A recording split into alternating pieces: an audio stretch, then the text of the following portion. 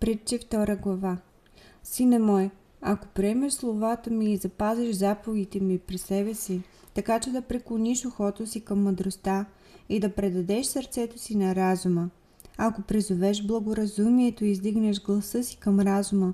ако го потърсиш като сребро и го подириш като скрити съкровища, тогава ще разбереш страха от Господа и ще намериш познанието за Бога, защото Господ дава мъдрост, от устата му идват знание и разум. Той трупа истинска мъдрост за праведните, щите за ходещите непорочно, за да защитава пътищата на правосъдието и да пази пътя на светиите си. Тогава ще разбереш какво е правда и справедливост, правота, да, всеки добър път. Защото мъдрост ще влезе в сърцето ти, знание ще услажда душата ти, разсъдливост ще те запази.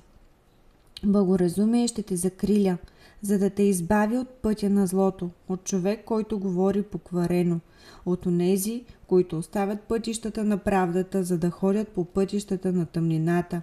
които с наслада вършат зло и се радват на покварата на злите, чието пътища са криви и пътеките им опаки, за да те избави от чужда жена, от чуждата, която ласкае с думите си,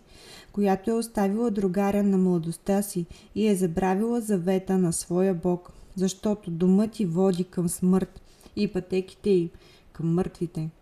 Никой от онези, които влизат при нея, не се връща, нито стига до пътищата на живота. Така ще ходиш в пътя на добрите и ще пазиш пътеките на праведните, защото праведните ще населят земята и непорочните ще останат на нея, а нечестивите ще се отсекат от земята и вероломните ще се изкоренят от нея.